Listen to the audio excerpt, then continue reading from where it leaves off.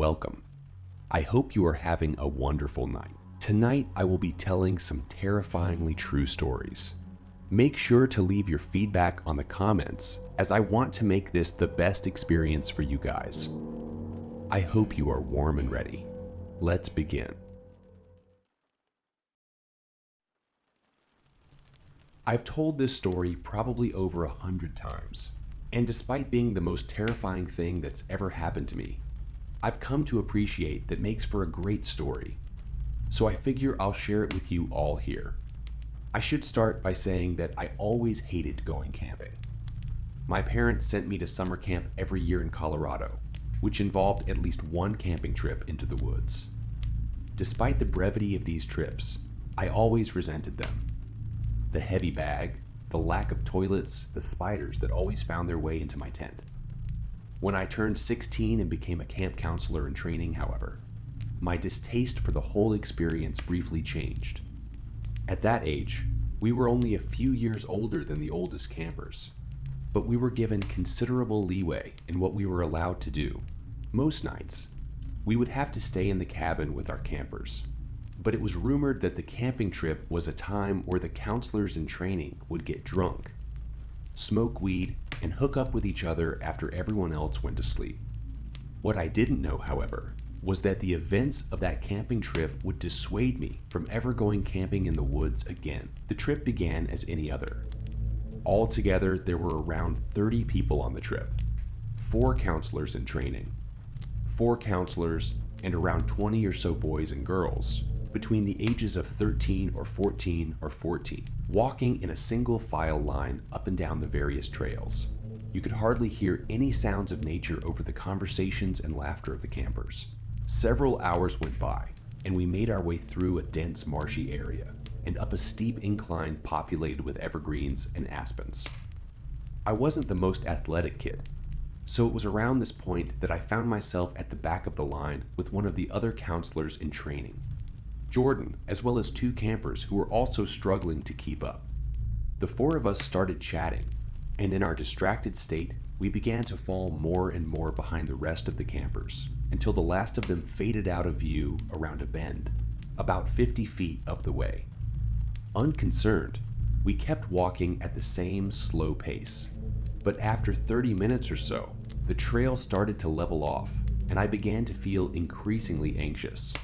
Not only had the rest of the group disappeared ahead of us, but we had entered a stretch of completely dead evergreens, half of which looked scorched by a wildfire, and the other half appeared to have been killed by a disease. The eeriness of the landscape was punctuated by a small derelict cabin, sitting in the middle of the scorched forest, but seemingly untouched by the fire that must have spread through the area. We were so enraptured by the scene that one of the campers screamed when a twig broke behind us. Jordan and I started laughing a bit, but we quickly stopped when we turned to look at where the sound had come from. Not 20 feet behind us was a haggard-looking man with a messy nest of black hair and a long black beard, slowly making his way up the trail with his eyes locked on us. He didn't appear to have any hiking supplies on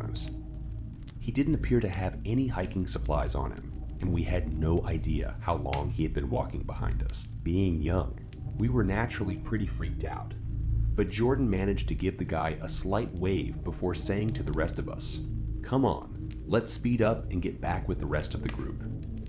As we turned to continue our way up the path, the man mumbled a question that was hard to hear, and I was shocked when Jordan turned around to ask the man to repeat himself. The man muttered again, slightly louder, "Going camping." Jordan answered the man that, "Yes, we are going camping." To which the man smiled slightly before stating in a creepy and ominous voice, "Better be careful." We nodded and gave a half-hearted thank you before continuing on to try to find the rest of the group, this time with a much faster pace. Although the man had been walking up the same trail as us when we saw him, he didn't continue, but instead just stood there in the middle of the trail, watching us as made our way up the winding path and disappeared from his view. Finally, we managed to catch up to the rest of the group, who had been waiting for us, and we told the adult counselors about our interaction with the man. They just shrugged it off, telling us that the guy probably lived in that cabin and just wanted to know what we were doing near his property. Still, I felt unnerved by the encounter, and when we finally arrived at the campsite, I couldn't shake the feeling that the man had somehow followed us. Eventually, though, I put it out of my mind and managed to enjoy myself a bit. Everyone else had gone to bed, and Jordan and the other counselor, in training from the boys' cabin, had brought 2 warm Mike's Harders that they had stolen from the counselor's quarters, and I took out a joint I had stashed away for this exact occasion. To avoid getting in trouble, we decided to hike out into the woods a bit to smoke the joint, and we made our way to the edge of the river, where we had washed our pots and pans earlier in the day. The spot was eerily silent, and the thought of the man from earlier kept popping into my head. Assuming that I was cold, not anxious, Jordan gave me his blue hoodie, and this prompted one of the other girls to suggest that we switch tents for the night, so I could sleep in the same tent with him, and she could sleep in the same tent as the other boy. I had absolutely no problem with this, and after smoking the joint, we made our way back to our tents, which were pitched slightly away from the others, and we discreetly sipped on the Mike's Harders while telling scary camping stories. Some time passed, and one of the boys was in the middle of telling a rather muddled story that he was clearly making up on the spot when he suddenly stopped. In the silence, we could hear what sounded like footsteps crunching on pine needles, about 40 feet away, near one of the other campers' tents. As we strained to listen to what was going on, the noises stopped, and even though we assumed it was just one of the campers getting up to go to the bathroom, being stoned and hopped up from the scary stories, we decided to call it a night and go hide in our tents. Jordan followed suit, and we awkwardly made out before eventually going to sleep. I don't know what time it was, but it must have been quite late when I suddenly woke up to the distinct sounds of footsteps walking around near my tent. Shot with adrenaline, I tried to lay as still as possible and quiet my breathing. From the sound, it was apparent that someone was less than 3 feet away from the front of my tent, seemingly pacing back and forth. I turned to wake up Jordan, but I was immediately put at ease when I saw that he wasn't next to me. Assuming Jordan was the one I had been hearing, I closed my eyes and I was just beginning to drift back to sleep when I heard the tent unzip. I felt Jordan lie down next to me, and after a few moments, he put his arms around me and began to spoon me. After nearly drifting off to sleep again, I realized I had to go to the bathroom and muttered something about having to go pee before beginning to unzip my sleeping bag. Seemingly annoyed by the noise, Jordan lazily turned over, pulling his hoodie up over his head before going still again. Quietly, so as not to wake him, I unzipped the tent and quickly scanned the campsite for any movement, comforting myself that Jordan had just gone pee and was fine. I put my shoes on and began making the trek across our campsite to the designated pee zone. I had just made it to the area and pulled my pants down when I heard rustling coming from the campsite, as if someone was rummaging through our supplies and bags. Still slightly drunk, I tried to pull my pants up, and, in my haste, I lost my balance and tried to catch myself with a branch that made a loud snapping noise when I grabbed it.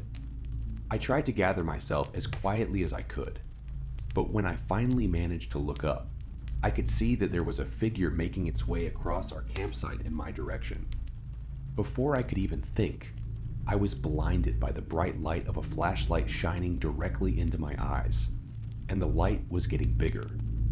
So whoever it was, they were coming toward me, frozen and panicked. The figure got 10 feet away from me before I heard Jordan's voice say sorry. It's just me. I breathed a sigh of relief. But then Jordan asked me something that really confused me. Have you seen my blue hoodie? I know you gave it back to me, but I think one of campers might have stolen it from my bag while I was sleeping. After a brief pause, I managed to stutter out, but you were just wearing it when you got back in the tent. What he said next made my blood run cold. What are you talking about? He said, it's been missing since we got back from the river. I even went down there to see if I had left it by accident, but after I couldn't find it, I thought I'd check the boys' bags, and that's when I saw you. My confusion quickly turned to sheer terror as I realized that the man who got into the tent with me just moments prior hadn't been Jordan. Sensing that something was wrong, Jordan asked me what happened, and I managed to get out that whoever stole his hoodie was sleeping in our tent. Not believing me, Jordan insisted on walking back to the tent to check it out. As slowly and quietly as possible, we made our way to the side of the tent, and when Jordan flipped on his flashlight and shined it through the nylon lining, he let out a high-pitched scream. We could both see the clear outline of a man's shadow lying still inside our tent. What happened next is a bit of a blur, but we ran to the pod of tents on the other side of the campground where the older counselors were sleeping and frantically unzipped their tent and started yelling for them to come out and that there was a man in our tent. I remember panic setting in as our counselors slowly and groggily woke up, but after a bit more of frantic yelling, they finally managed to understand the severity of the situation when a commotion broke out on the other side of camp near our tent.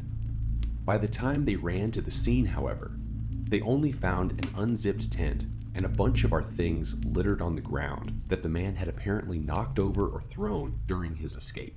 After that, we heard the counselors radioing back down to the camp to call the police, and we could tell that they were as scared as we were. I don't think any of us slept after that. Luckily, we only had to wait a few hours for the sun to come up, and by that time, a few of the other counselors had arrived with guns to escort us back to camp.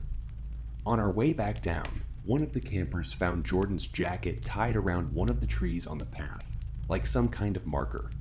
Needless to say, he didn't want the hoodie back, and we just left it there. To this day, I can't say for certain that the man in the tent was the same guy that we ran into earlier on the trail, but his face and that night still haunt me. Going to bed had always been a safe haven for me, a time to escape the worries of the day. That is, until I moved to a new house.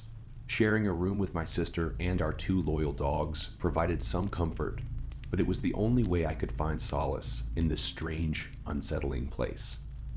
Little did I know, the nights that lay ahead would test my courage and fill me with an inexplicable fear. It was on one of those restless nights that it began, a feeling so primal and unnerving that it sent shivers down my spine. As I lay asleep, a peculiar presence seemed to linger, as if someone or something was poised to strike. The air grew thick with an unseen malevolence, as though a dark figure loomed above my bed, watching me intently. My eyes fluttered open, but a voice within me urged caution, advising against exposing myself to the unknown. Fear coursed through my veins as I reacted instinctively, retreating beneath the safety of my blanket. Tremors shook my body uncontrollably, as if I sought refuge from an impending threat.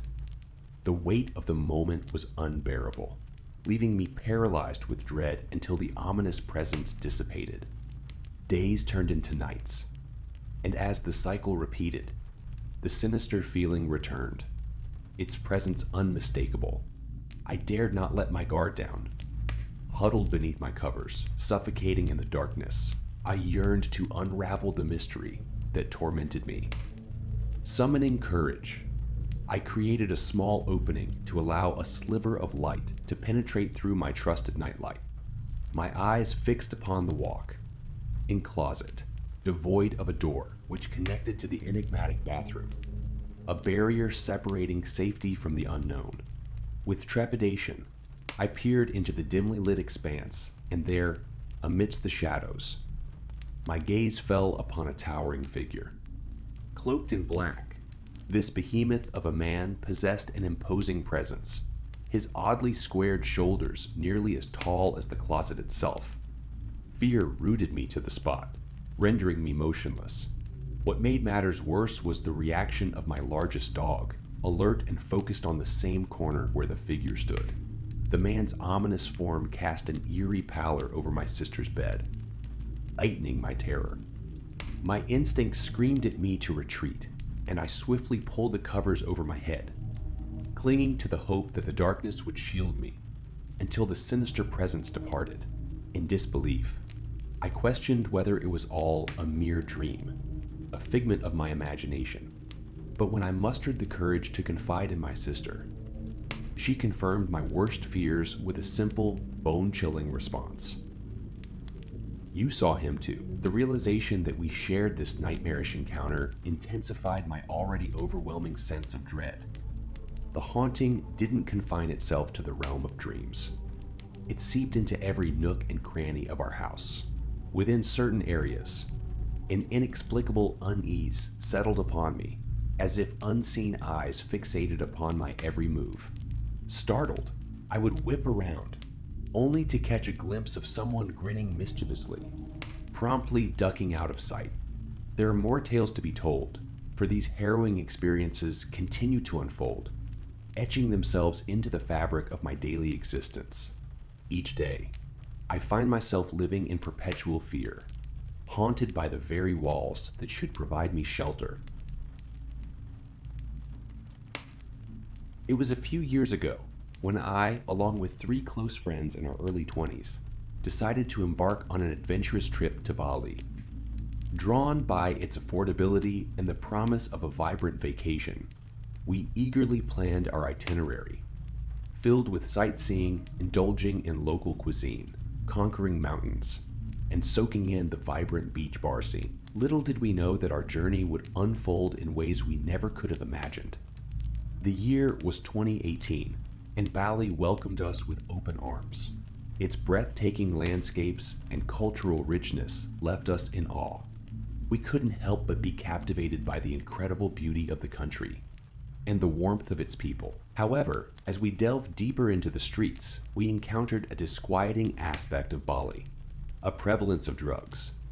Mushroom peddlers lurked at every corner, their persistent sales pitches leaving us on edge.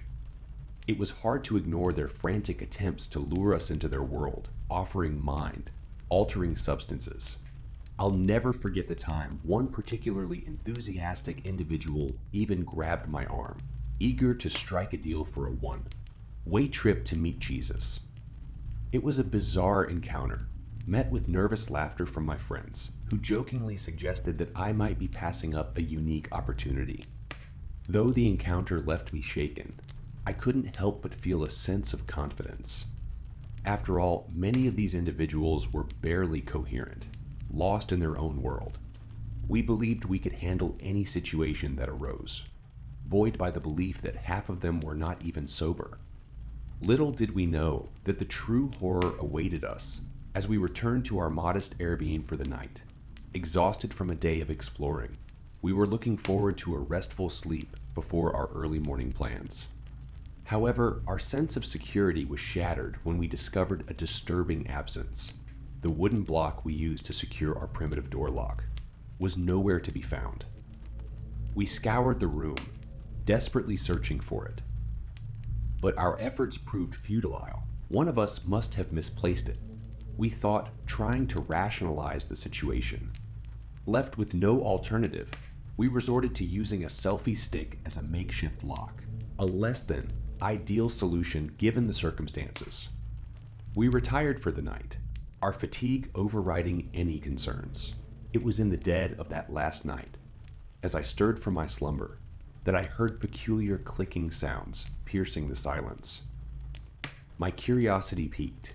I rose from my bed and cautiously made my way toward the source of the disturbance. As I approached the door, confusion clouded my thoughts. Who could be at our doorstep at such an unearthly hour? To my astonishment, the doors were slightly ajar, and the eerie clicking sounds grew louder. Instinctively, I peered through the narrow gap and discovered 3 figures, their eyes fixated on our room, their hands attempting to force the doors open. Panic surged through me as I yelled, questioning their intentions. It was then that I noticed one of them, holding the very same wooden block we had lost earlier. Shocked and bewildered, I recognized one of the intruders, a man who had been responsible for the general upkeep of the Airbnb and the surrounding pathways. His presence at 3 a.m. was utterly inexplicable. Another man, likely an accomplice, claimed to have found the missing wooden block outside our Airbnb. their story reeking of deception. I smelled the unmistakable stench of falsehood as their alibi crumbled under scrutiny. Why would they be in possession of our missing lock at such an ungodly hour? Sensing danger, I immediately called for my friends. We decided to report to the reception about their employee, but the description I gave them were not synonymous with theirs. They told me the housekeepers they hired consists of only females in their late 30s and 40s. This sent shivers down our spines as we came to realize that we had let a complete imposter in and out of our rooms while we were out. Luckily, nothing important was lost, and we got out of the situation safely. I can't imagine what would happen if I didn't wake up on that fateful night as the doors were close to being opened. I was just grateful that it was our last night there,